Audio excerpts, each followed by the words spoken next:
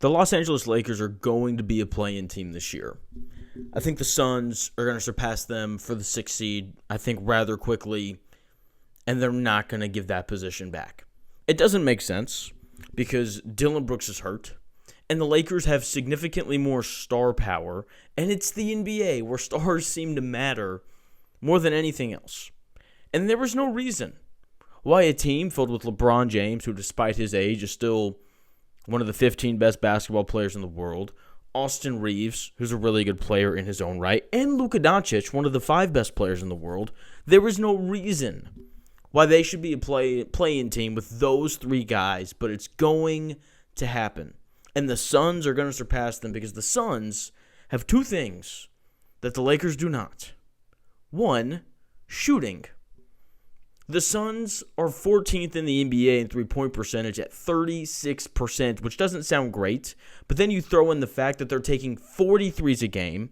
That's the 6th most in the NBA. And all of a sudden, that 36% is like, oh, pretty good. 36% as a team at volume?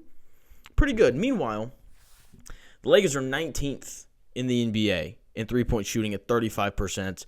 And they're only taking 33 threes per game. That's 25th. That's the 7th least in the NBA this season. And if the Celtics have proven anything to us, because I know that's what the Lakers want to hear about right now. You guys want to hear about the Celtics after Royce O'Neal just gamed you. If you want to win regular season games, as the Celtics have taught us, shoot a lot of threes and shoot them well. That's something that the Lakers don't do, and it's something that the Suns do incredibly well. Colin Gillespie, Grayson Allen, Royce O'Neal, all 3 of those guys, if you put them in a Lakers uniform, they would immediately be the best shooter on that Lakers roster. And I know there's some Laker fans out there who are like, well, what about Luke Kennard? He's shooting 49% from 3 on the year. Yeah, that guy takes 3 threes per game. It's just not enough volume for me to consider you a good shooter. The other thing that is going to separate the Suns from the Lakers, and this to me is the biggest thing, it's the effort. If you just watched the Suns and Lakers tonight, you could see it. The Suns played harder than the Lakers did. And that is not like a one-off thing. This is a nightly thing. LeBron James is 41 years old. I do not expect him to bring elite energy and effort every night. I think that would be an unfair expectation. Luka takes all of that energy and effort and that 26-year-old body that he actually put some work into in the offseason, brought weights out to Lithuania for the first time in his career, and he worked out, on the cover of the Men's Health magazine. Takes all the energy and all the effort in that body, and he puts it all into yelling at the zebras like a toddler at the zoo. The complaining is just, it's egregious. It's incredibly bad. And then you have Austin Reaves, who I think of the 3, probably brings the most energy and effort, but his game doesn't scream effort, if you know what I mean. Maybe he's just really good. He makes the game look easy. But I watch him and I watch Dillon Brooks or Marcus Smart, and I'm like, you know what? It's just the effort's just not the same. And then, in addition to those 3 stars for the Lakers not bringing intense energy and effort every evening, they don't have it in their role players either. Jackson Hayes just kind of goes through the motions. Jackson Hayes plays basketball like a guy who would enter the dunk contest and do a basic one-handed dunk. DeAndre Ayton, no energy, no effort. Rui Hachimura, good player, not really an effort guy. Jake LaRavia has spurts where he'll rebound really well and he'll get in a stance, but it's not infectious like it is from other guys. Luke Kennard, not an energy guy either. And that's part of being a role player. You have to bring that for your team. And the Lakers don't have guys who bring that energy every single night, especially DeAndre Ayton, who, his Clint Capella comment, oh my gosh. DeAndre Ayton wishes he could be half as impactful as Clint Capella is now for the Rockets and was when he was at his peak. Just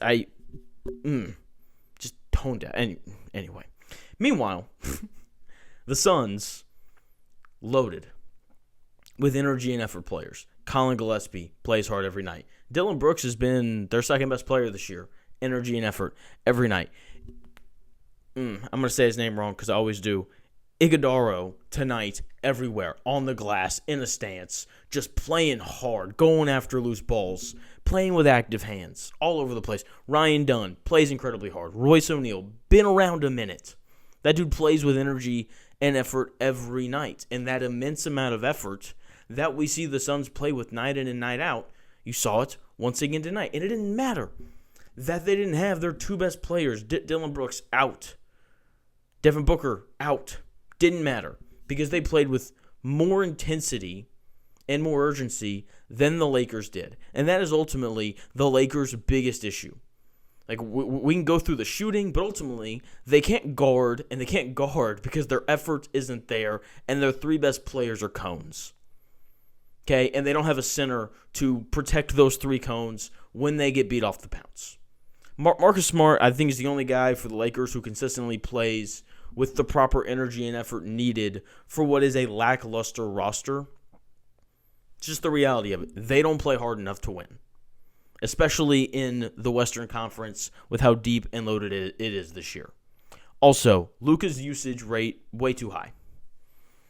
I understand that, like LeBron was hurt for, parts of the year. Austin Reaves was hurt for large chunks of the year as well. I get that. But he leads the NBA in usage rate.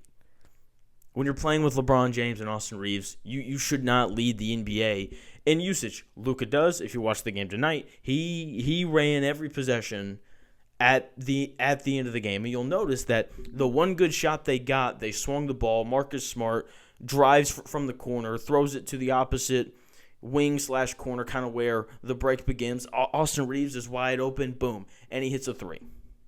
When you look at the best teams in the NBA, there are certain things that all of them do, whether it's the Thunder, the Spurs, Nuggets, Pistons, Rockets, whoever it is. They all do similar things. They all play with incredible energy and effort. They all defend. For the most part, they move the basketball. Even the Pistons, who really only have one on-ball creator, and that is Cade Cunningham. Cade Cunningham is 18th in the NBA in usage rate. Shai Gilgeous-Alexander is 9th in a year where Jalen Williams has barely played.